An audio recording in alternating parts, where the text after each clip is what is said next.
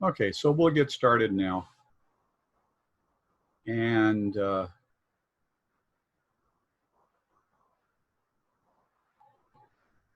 I will unmute you from time to time so you can ask questions, but you can always wave your hand at the end of a slide and I'll certainly let you in.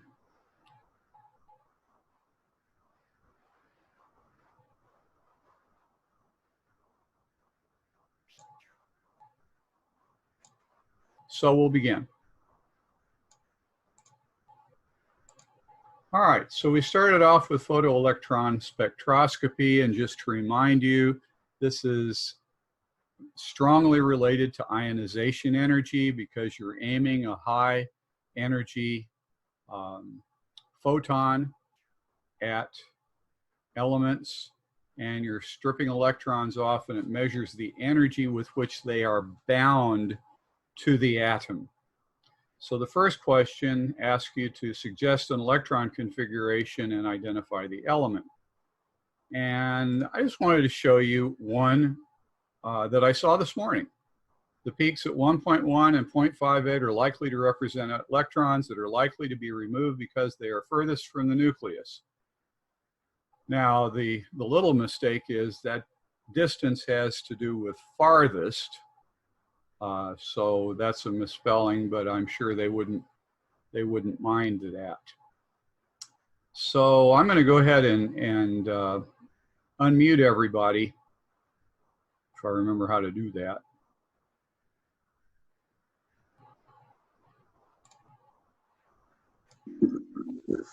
Tell me what you think of that.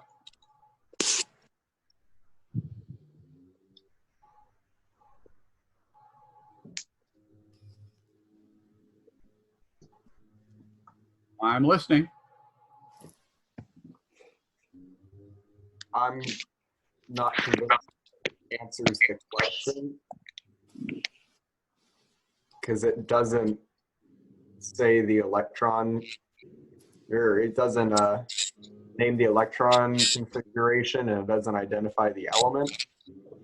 Yeah, it's more for a question or the answer to the next question, if it is.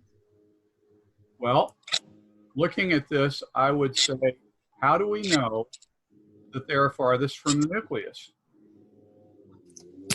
Because it has the less energy.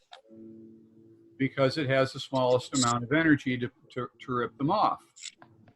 But you see what the problem is? It's really not, I mean, it's connected to the data, but you're making a statement about the distance from the nucleus without, you know. So that's problematic. And let's see. There's another one.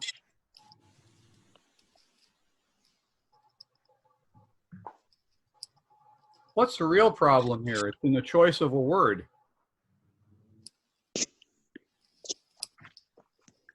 They made shells plural. Yeah, that's a problem. But this is the problem, the word last.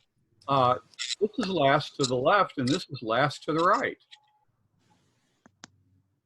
So it's not specific enough. And as someone pointed out, it really doesn't answer the question.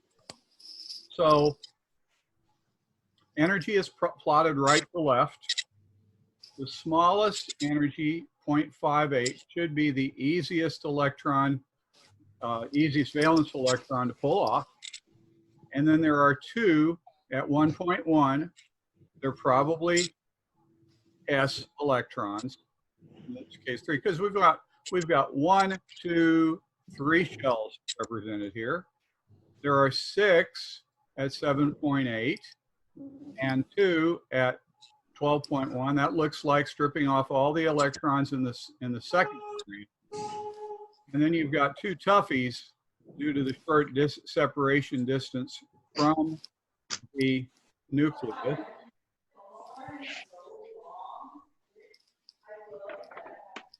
Is someone trying to ask a question?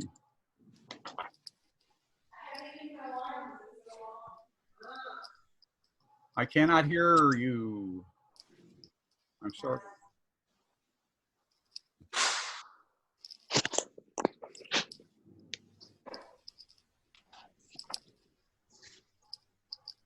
Okay, well, we'll just continue. We'll continue. I will let you guys unmute yourself if you need to.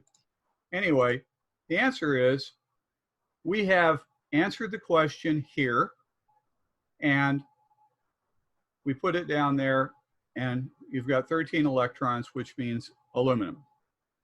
Now, that looks like a lot, and you could probably say it in fewer words, but I want it to be real clear because the two answers that I showed you are not clear. And this takes a little longer, but like I say, you can change this to a shorter language. Anyway, let's move forward. So which peak or peaks are likely to represent electrons most likely to be removed?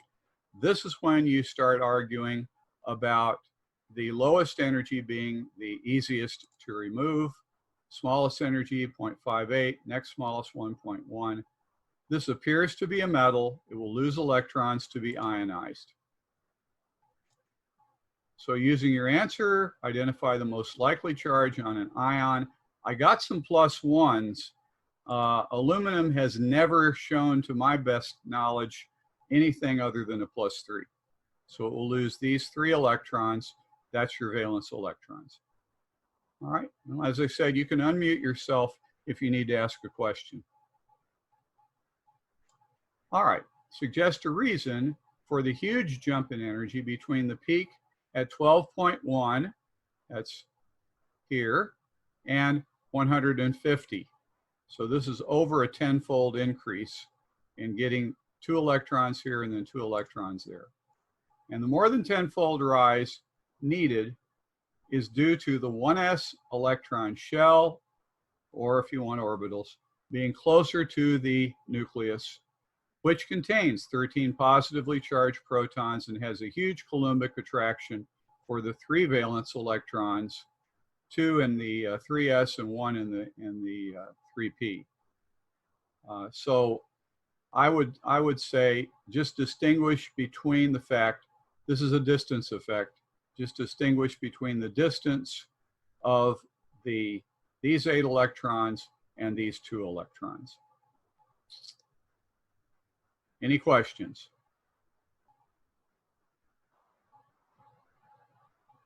All right, we'll move forward. Then we move to a titration calculation, and this comes from Unit 4. And we have a solution of 0.1 molar HCl. I diagrammed the 25 milliliters situation. You all had the 40, that's fine. The answers are essentially going to be the same, just different numbers. The method's the same. So we have a pH titration, as you have done in the first semester, second semester. We want to know the solution that's initially added and explain reasoning. And pretty much everybody had hydrochloric acid, but you had to use the term strong acid because if it's 0.1 molar, that's 10 to the negative 1 concentration for the hydrogen ion, and therefore the pH is going to be 1. So if you just said acid, you probably wouldn't gotten a point. You would have had to say strong acid. So the hydrochloric acid's in the beaker, sodium hydroxide's in the burette. All right. On the titration curve, what's the equivalence point? I don't think I saw anybody who didn't put it right smack in the middle at pH 7. Strong acid, strong base, pH of 7. Now, we didn't study the acid base unit, but we did study acid-base reactions. So don't be surprised if you see something like this next month. And as I said, you can unmute yourself anytime you want if you need to ask a question. All right. How many moles have been added? Now, in your case, you added 25 milliliters of sodium hydroxide at 0.1 molar. In this case, it was 25 milliliters. But whatever it is, the millimoles of sodium hydroxide, milliliters times millimoles over milliliters, this is the molarity. And in this case, multiply 25 milliliters times 0.1 millimoles per milliliter, you get 2.50 millimoles. You were using 40 milliliters of sodium hydroxide, 0.1. So that's obviously 4.0 millimoles. 3 significant digits. Hopefully that's clear. I'm still waiting. If you have questions, just unmute yourself and ask. Or send me a chat. I'll keep look on that as well. All right, moving on. So there is the question of acid-base indicators. And I told Ms. Compton, well, I'll tell you in a second what I told Ms. Compton. This is an interesting one, and I got this a few times. They won't work since I don't see a 7. They don't work since I don't see a 7. Why don't you all talk about that? And I'm going to go ahead and unmute everybody.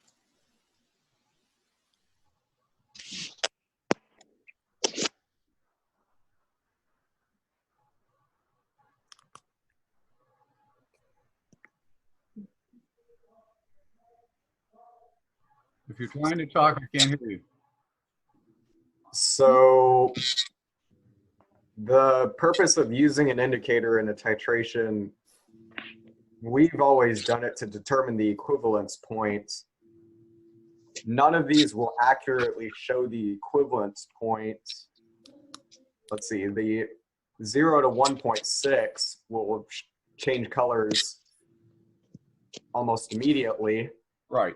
The 4.6 or the 4 to 6 range would be close to the equivalence. You'd be a little early. And then the last one. That. Say that again? Nearly everyone chose methyl red. I wish I had stock in companies that make methyl red. However, the 10 to 12 would turn almost immediately past the equivalence point. Okay, we'll look at that here in a second. The indicator should flip just past the equivalence point. See, it's that next, you can't get the equivalence point when you do an indicator titration. As you can get a lot closer with pH titration. So you want to know when it has all reacted. You add a drop at the equivalence point and it'll flip you way past the pH of the equivalence point.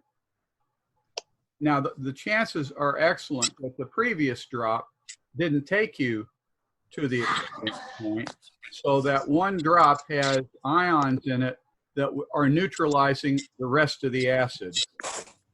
And so you look at the steepness of this curve, especially with a strong titration. If you started off here, that one drop will take you up here, and that'll take you into the alizarin yellow range, and that is the answer to this one. The others fade into a color change before the equivalence point.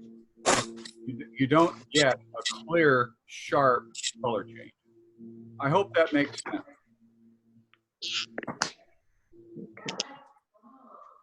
Okay, good. All right, you can still unmute yourself if you need to ask something. Now they want the titration curve that will result if the solutions were reversed. That is, if you had, in this case, you had the sodium hydroxide in the beaker and the hydrochloric acid in the burette. If you start with a strong base, that's going to be at 13.1 molar, and then it's going to kind of, this will probably be a sharper curve, but the pH will still be 7 at the end point, or at the equivalence point. Now, this would be a perfect setup to use methyl red because it would change colors right after a 7. You could use that and you get a real sharp color change. Yell at me if you need any to ask a question, please. So the change in color is called the end point. The place where acid and base are equal in millimoles is the equivalence point. All right. Now they have a question on gas equilibria and give you a K. Please, people, get control of your subscripts and superscripts, or get a thin Sharpie and answer your questions on paper, because some of these things, you know, I was seeing the weirdest things come in instead of subscripts and superscripts from your word processors. All right, so let's look at the equation and keep it up top there. And it's fitted with a piston charged with a mixture of the three gases. The initial partial pressure of, I call it pickle 5, phosphorus pentachloride, is 0.2 atmospheres. The initial here is 0.04 for the PCl3, and this is 0.08. They want to know the Kp, first of all. Oh, okay, well, that's products divided by reactants raised to their power. So that's what it would look like. Pressure of the phosphorus trichloride times pressure of the chlorine divided by the pressure of the pickle 5. Mr. Cunningham, Yes. would you write it for the partial pressure? Would you write it in like P and then parentheses of the? I would. I guess so. I could do that. Yeah, I could do that. Thank you. Yeah, and that might be easier for you to do, certainly. Yeah, parentheses would be fine. Any others? Okay, thank you. That's exactly how you ask questions. Just unmute yourself and ask. So given the initial partial pressures, how will the partial pressures change, if at all, to reach equilibrium? Justify your answer. Well, here's one. I am going to unmute everybody, and you tell me what you think of this.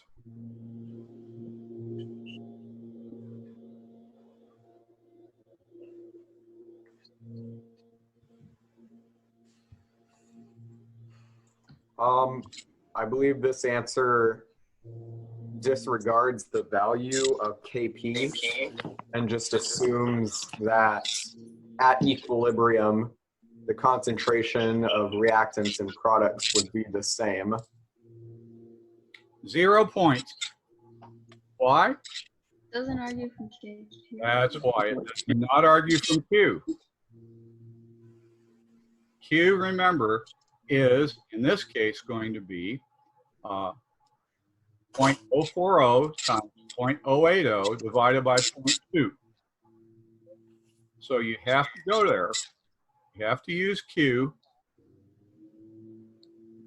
There's no way away from that. You've got to argue from Q. And about half of my students did not argue from Q, and so they're not going to get any points. All right. So there's Q. It's 0.016, which is far smaller than 0.497 that you see up here. And if Q is less than K, the system has to adjust to reduce reactants, reduce that, and increase the products so that the partial pressures of both products will increase, the partial pressure of the reactant will decrease to equilibrate. You got to argue from that or you're wasting ink. I hope this makes sense, because you need to do some equilibrium problems like this.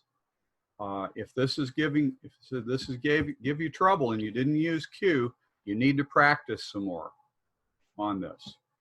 And it tells us once the mixture reaches equilibrium, they pull the piston out, increase the volume. What change occurs in the partial pressure of the PCl3 present? Answer: oh, Boyle's law tells us it will reduce all the pressures, so the PCl3 pressure will decrease. Now, granted, this decreases the numerator more than the denominator, so Q will fall before K, but don't write that last sentence. Can someone tell me why? why you would not write this last sentence even though it's true. Doesn't it negate your previous statements that Nope. it would all decrease? It does not. It does not. They'll all decrease. It brings equilibrium into the situation where it's just talking about the immediate change for PCl3. Perfect. Answer the question that you read, not the question you think they ought to ask. You see? RTQ, ATQ. Be very careful about that. All right, let's move forward. We're back on the same thing. So it says the value of the equilibrium constant Kp at 200 and at 350 degrees Celsius. What's going to be present in the highest amount at 200? And you got to look at the value, and then you've also got to look at the equilibrium constant expression. And when you see that, you realize that that temperature, the pickle 5 predominates because K is less than 1. K is less than 1 in both cases, isn't it? But particularly at 200 degrees Celsius.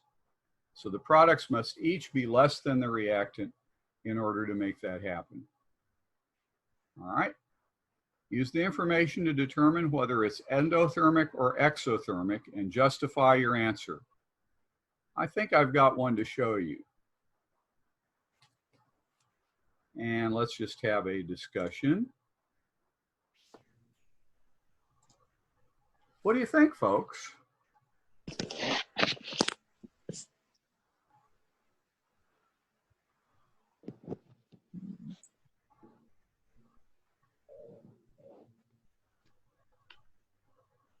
Would this get a point? No. And why would it not get a point? It doesn't talk about the decomposition. It doesn't talk about what's happening to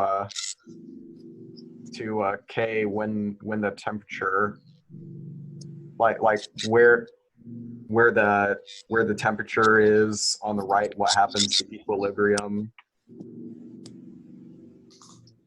Yeah, you're very close. That issue is, first of all, don't ever start a sentence with it.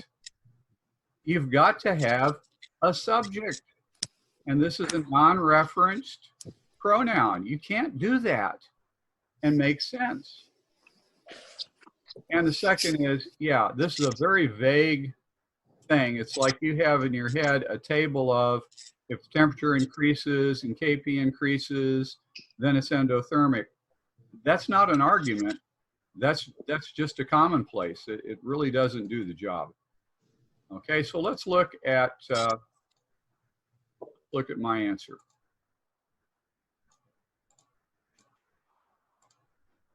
Increasing T increases K, increases the ratio of this over that, which means products are being formed and reactants, this should say reactants used up. I don't know what happened there. Heat is acting as a reactant, so the reaction is endothermic. That would probably get the point.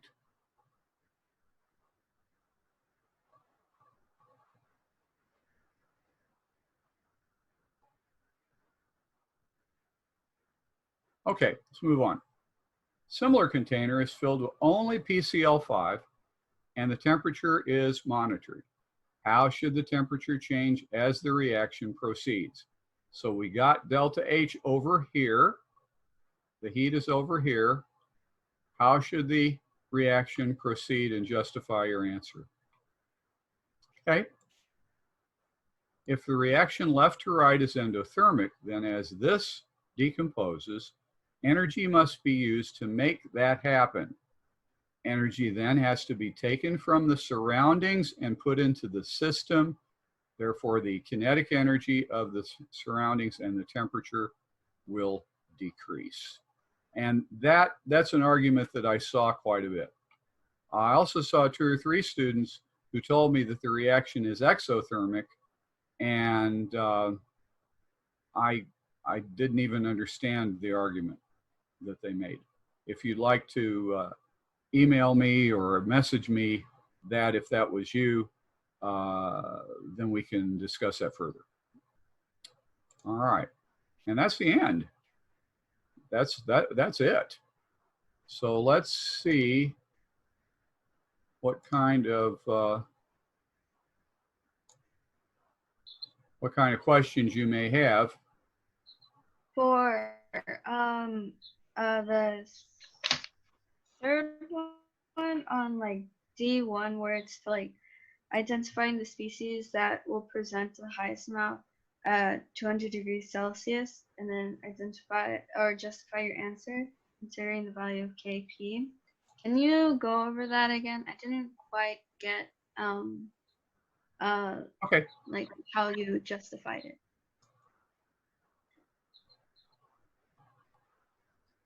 So it's identify the species that will be present in the highest amount at 200? Yes, That's D1. the question. Okay, let me go ahead and bring that back.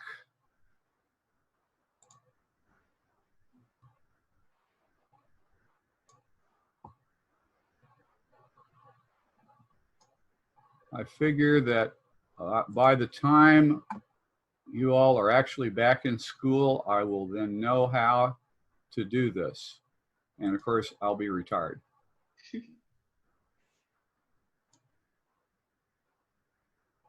Oh, good grief.